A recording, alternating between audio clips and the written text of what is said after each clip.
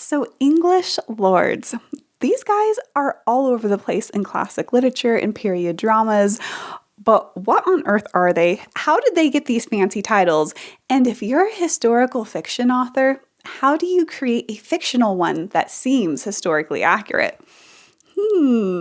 Well, that is what we're going to be discussing here in today's video on how to name an English lord. If you'd like to learn all about that, then definitely stay tuned. My name is Ellie Dashwood, and this is my channel where we talk about history and literature. If you like either of those things, please subscribe. So first up, I do want to note that I'm talking about English lords in the 18th and 19th century because, of course, the rules that governed English lords were different before that time period and after that time period. However, this little time period I'm talking about is, of course, when Jane Austen lived or when Queen Victoria lived, and where a lot of historical fiction authors set their books. I see you Regency romance writers and Victorian thrillerists. Which I do want to have another special note for authors watching this, which is I think it's always a great idea to remember that English lord titles are real things governed by real rules. You can't just mix and match things and then hope it makes sense, right? For a good little dose of historical accuracy, just figure out what the guy's title actually is and what are the rules attached to that, such as how would people address him and how did he inherit it? So we'll be going into some of that, so hopefully this can help everyone's books be a little bit more accurate. So first up, what even is an English lord? Great question. Well, to be part of the nobility during this time period, you needed to hold one of the 5 titles of peerage that the monarch could bestow on you or your family. Now, in descending order of importance, those were Duke, Marquess, Earl, Viscount, and Baron. You had to have one of these titles to qualify as an actual nobleman and be an English lord. Now, let's talk about who is not an English lord. First of all, I will not be covering the royal family in this video, including royal dukes, who are princes who've been given a dukedom at some point in their life, because the royal family is their own little special set of people. Who else am I not talking about and who do not qualify as English lords? That would be the sirs of the world, which would be knights and baronets. I have a whole video on how Lady Catherine is secretly flexing on us, where I talk more about baronet titles, which was a hereditary knighthood that you could pass on to your son. However, even though it was hereditary, even though it was a great honor, it still did not qualify you as an English lord because you did not have one of the 5 peerage titles. So that means that Sir William Lucas in Pride and Prejudice, Sir Walter Elliot in Persuasion, and Sir Thomas Bertram in Mansfield Park are not English lords. Another group of people that I'm not talking about in this video are actually some members of the clergy, which would be the spiritual lords, such as the Archbishop of Canterbury and other bishops. So I'm not covering them in this video either. They're their whole own problem. So how did these families even get their peerage titles? Well, let's talk a little bit about the history of the peerage. So if you go all the way back to when England was still a feudal state, basically the original barons, the lowest level of the peerage, were major landlords that owned a lot of land, and they were responsible for supplying so many knights to the king for his army. He would also call them into parliament and to advise him. That is where these original peers came from, right? They were wealthy and owned a lot of land and got to be part of the government because of it. However, over time, some barons got richer while other barons got poorer, and the king was basically like, why am I letting all these poor barons into my parliament? I only want the rich barons here. So he started issuing something called writs, which was basically he would send your family this little notice that's like, hey, I want you to come to parliament because you're still a real baron, right? You're not like this baron that lost all his money over there. And that is where we get baronies by writ. So this is the oldest form of baronies still in existence today and in Jane Austen's time. These families that got invited to Parliament by the king got to keep their baron titles and be real barons. Now, generally, your family had to be invited twice. It needed to receive 2 writs and sit in 2 parliaments, though, of course, there were the rare exception to that where someone only went once to parliament and was like, yeah, I am a legit baron by writ now. Now, barons by writ got to keep their barony and pass it down through their generations, but eventually the king switched to a different form of creating new baronies. Instead of issuing writs, he would issue something called letters patent, which more or less means an open letter. If you think about it in American terms, if you've ever heard someone wanting to get a patent on a new invention, that is actually where the term comes from. It's basically this open letter to everyone declaring something like, ooh, you invented a new toaster. Here's your patent on this. Only when it comes to English lord titles, it's like, hey, everybody, this guy now gets this title. He has a patent on it. So then we started seeing barons made by letters patent. Now, something very important in the difference between baronies by writ and baronies by letters patent is who can inherit them.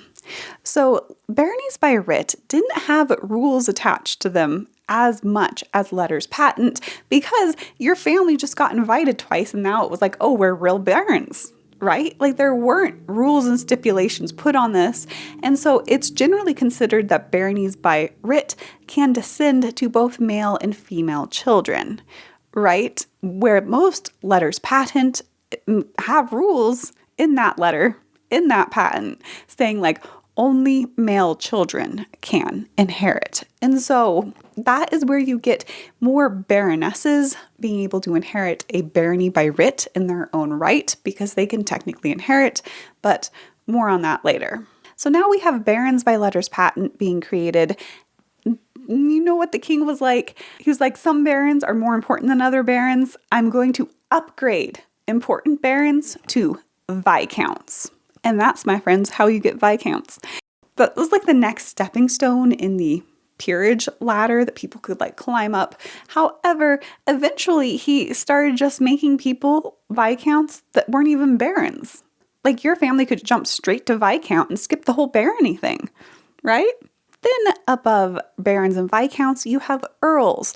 Now, earls generally, historically, were supposed to be even larger landowners than barons or have more power over a greater area of land. So, for example, they would have power over the entire county, and so that's where you get earls. Eventually, all of these titles became very disconnected from land. People were being made lords that didn't even own that much of land. But this is just its historical context and why earls are more important than barons. Above them, you have marquises, which it's one of those titles that some people are like, that's because they were responsible for guarding the borders of the kingdom. And other people are like, actually, this king just had this friend and he wanted to upgrade his title. And so he just kind of went with this. He was like, new title, marquis. That's what you are. It's super fancy. It's above earls. Anyway, whatever the origin of marquis, it's above earls and it's below dukes. So dukes are often associated with the royal family, rightly, because often today, for example, when Prince William got married, he was made a royal duke, and then we had the Duchess of Cambridge. And that is sort of where they originally came from. The first Duke was a member of the royal family and was the son of the Black Prince. And so there's always been like this special level of honor with dukes. So for example, while other members of the peerage would be called lords, they are called duke because they're above the other lords. And also they would be referred to as your grace and just other like little extra social niceties that put them in their own category altogether. And while they are the top dogs of the peerage, they're also very rare dogs. I have to say, in historical fiction novels, there's way more dukes than there ever historically would have been. So that is where these titles came from historically. But say you lived in Jane Austen's time and you wanted a title. Exactly how could you get one? Well, there were 2 common ways someone became an English lord in the time. One is the monarch bestowed it on you, or 2, you inherited it from someone. Obviously, the inheritance part was less in your control. So first of all, how to be raised to the peerage by the monarch. Basically, most new English lords were already related by birth or marriage to other English lords. right? Their younger sons, their nephews. Mr. Darcy would be a great candidate because he's the grandson of an earl. The other thing is they were usually wealthy because there was this assumption that to be a lord, you would have a lot of money because you needed to support the dignity. There was even one case historically where the monarch stripped an English lord of his title because he got way too into poverty. And it was like, you are bringing dishonor on this title. So there was still definitely this huge focus on money in the peerage. Now, once you were from the right families and had a lot of money, other things you could do to get raised to the peerage include serving in the House of Commons in some spectacular way, a lot of social networking and kissing up to people, defending the country from Napoleon in some grand gesture. And of course, one of the requirements for every noble title was for them to like this video. It was right there in the letters patent. It was like, you must like Ellie Dashwood's video in order to be noble. And if you guys would also like to be noble, you may too. Thank you. Anyway, I go way more into this in a video called Why is Mr. Darcy Not a Lord? However, let's talk about the other way of inheritance. So like we talked about before, by the 18th and 19th century, most titles in usage were governed by their letters patent that had something called a remainder, which was basically the rules on who could inherit it. And the most common remainder was heirs male of the body, which basically meant that only legitimate sons of the original title holder could inherit. Now, of course, there were some exceptions that allowed a woman to inherit a title in her own right. Now, when I say in her own right, that sets her apart from a woman who has a title because she's married to a guy with a title. It's like, I'm actually a countess on my own. I'm not just married to an earl and thereby get to be a countess. So it was still incredibly uncommon for a woman to be a peeress in her own right. But again, when we talk about baronies by writ being inherited by a daughter, it's also important to remember that her brothers would take precedence over her. So even if a guy had like 5 older sisters, he would still inherit the barony first. And then if he died and he had 5 sisters, what would happen is that only one of them can inherit it, but they're all treated equally in this, so they become co-heiresses, and then the title goes into something called abeyance, or basically where none of them get to use the title until there's one left standing. Or they all agree that like, oh, the oldest sister can have it, or the parliament steps in and is like, picks one of them. So those are the ways the abeyance could be ended. However, if the baron only had one daughter, then she could inherit it free and clear. But basically, even though these titles could be inherited by women, it was still difficult to inherit them as a woman.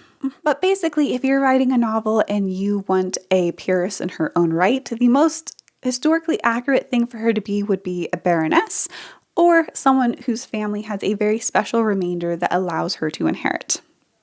So if you have to hold one of these 5 titles of peerage to be an English lord, does that mean they're the only ones ever called lord in England at the time period? The answer to that is no. And that is because there are a lot of courtesy lords and ladies. Let's talk about substantive versus courtesy titles. So first up, substantive titles, which basically mean substantial or real titles. These are legal things that really exist that these people have legal right to because their family has letters patent or a barony by writ, and no one can argue with them. So for a real duke, he is a real duke. That is a legal thing. And for his wife, a wife has a life estate in her husband's title, basically meaning that she has a legal right to be a peeress. She has a legal right to be a duchess if she's married to a duke, or a countess if she's married to an earl. And basically, it's legit. It's legal. It's real. Do you see where we're going with this? And that, my friends, is opposed to courtesy titles. Courtesy titles are not legal in any way.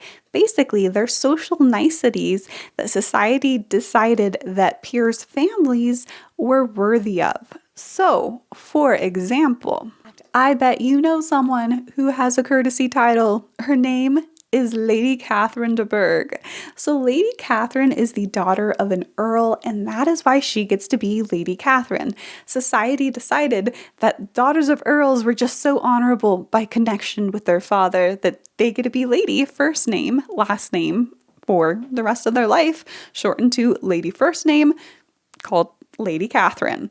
Again, I talk so much more about that in my video on Lady Catherine is flexing on us, but I also break down the courtesy titles of peers' children in a very, very old video called What is an English Lord? So I'm not going to go completely into all of their titles here, but just know that video exists if you ever need it.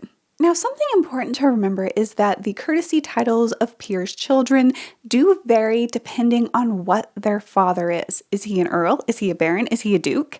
Basically, they're different for each level. And I think there's a big difference between what I personally think of as the lower nobility versus the upper nobility.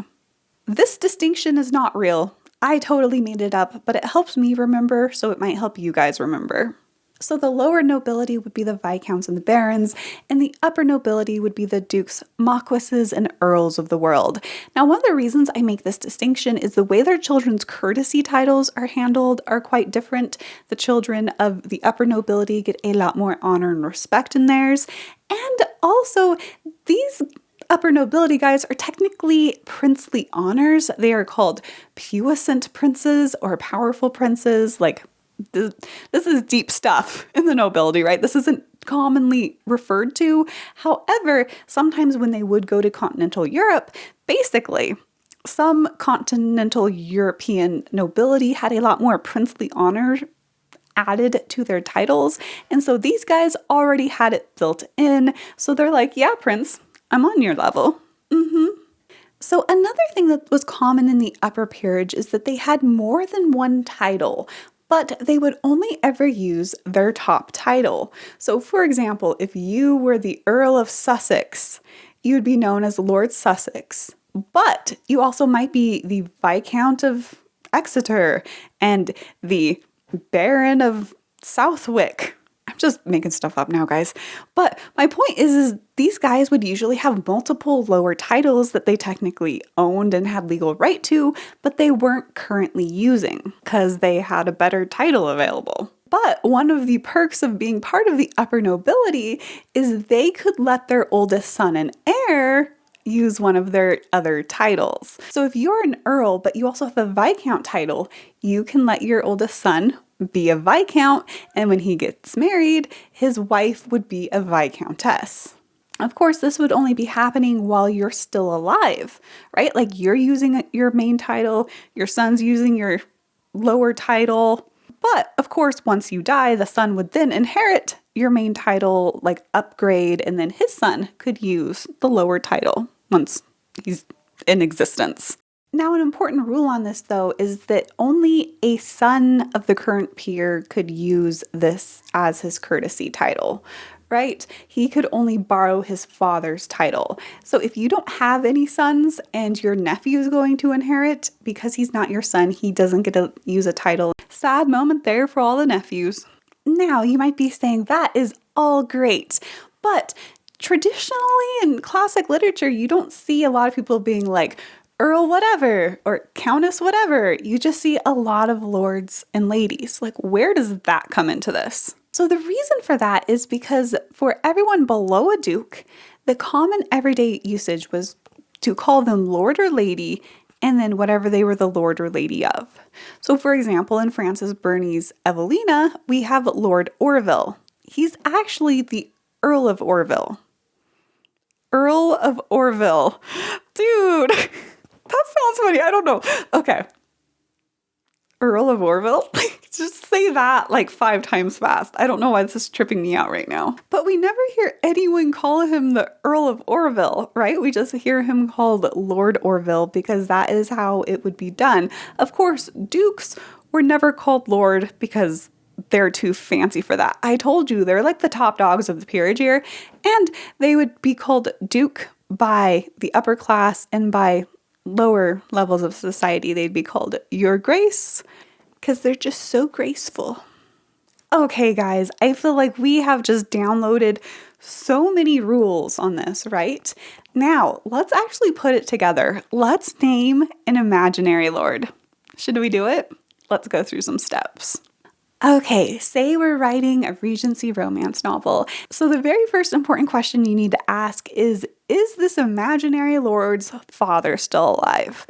Because if he is, then the son would have a courtesy title, whether that is, actually just the standard courtesy titles for that rank of peerage, which again I go into in that other video, or again, if it's the oldest son and the father is an earl or above, he can borrow one of the lower titles. So say you want to do that, right? Like you want him to be borrowing one of the lower titles so he can be the Viscount of Awesomeness or something. The interesting thing about this, that would be the majority of titles that these firstborn sons were borrowing from their fathers were either Viscount or Baron titles. So 50% of them were Viscounts and another 30% were Barons. So if you wanted to go for like a very easily believable borrowed title, you could make the guy a Viscount or a Baron. But say that you're like, no, this guy's dad has passed on. He is now a peer in his own right. What would be some of the most believable peerage title options? Now, admittedly, based on the family history of your characters, it could be any one of the 5 levels, right? Because all of these guys really did exist. But if you did just want to go off of demographic commonality, earls and barons both made up about 38-39% of the peerage and were the most common titles used. But let's see, what should I do with my imaginary lord guy? I think I want him to have some princely honor, so we're going with earl because it's common but also honorable. Of course, this takes us to the really important question of like, what is the name? What is this guy the earl of? So the most common sources for the lord names include major land areas. When they ran out of those, they went to smaller land areas. Then they went to even villages, people's private estate names. And then they were like, oh, we're just using family last names at this point because we're running out of land areas. However, I also want to make another special note on this, which is a lot of lordly titles are terrible. They're really ugly. They're not aesthetic. They're not romantic. Not that romantic. Even if you look at Evelina, we have Lord Orville as her main love interest. And I'm like, Orville? I mean, do you guys think Orville is a romantic name? I don't, but maybe it's just me. But my point is when she named him, she did give him a very realistic name. Now, of course, I'm not saying that all the authors out there should just be giving all their characters ugly names. I totally get that, you want the main love interest in a novel to have a decent name, but what I am saying is you can make it more realistic by giving secondary characters ugly names, right? Not every character in the book needs to be Lord Snowflower or something, right? Okay, back to naming my imaginary earl. I think I need to think about his family background, how long have they had this title? Did they get it back when large land areas were still available? Or did they go the estate route? Or just the family last name route? Let's just make him go the family last name route and be Lord Dashwood. I know, who saw that coming? Now, this is something important. Usually with the upper peerage, if your title involved a land area, then you would be Earl of something, right? Earl of Dashwood, if we had a Dashwood estate in this imaginary story, right? But if we didn't, and Dashwood wasn't even a location, then we wouldn't have the of in our title, we would just be Earl Dashwood. Think about the of. Is it a place and is it a upper peerage title? Because having of in the name of even place names and baronies was rarer. But of course, in everyday speech, depending on whether you have of or not, doesn't matter because they would just be Lord Dashwood. However, this is another very important point, which is even if your last name is the same as your title, you are still Lord or Lady title and not lord or lady last name. Now, this is important on so many levels, but one is if you ever changed your last name. So, for example, imagine a guy marrying an heiress and they have to hyphenate to like Dashwood Smith, and your family name was now Dashwood Smith. You would not become Lord Dashwood Smith. You would still be Lord Dashwood because you are Lord title and not Lord last name. Another reason is that it was pretty common for multiple families of the peerage to have the same last name, right? These guys are all intermarrying and interconnected. Basically, if you're Lord last name, then what about your cousin who's also a peer? He doesn't get to be Lord last name, right? So everyone is just Lord title. And that, my friends, is how to name a realistic English lord. Again, remember, English lords are the holders of one of the 5 peerage titles of Duke, Marquess, Earl, Viscount, and Baron. And there's so many rules attached to these titles. We can't just go mixing and matching them. Let me know in the comments down below, what would you name your imaginary lord or lady? And as always, guys, keep being awesome, because you're awesome. Bye!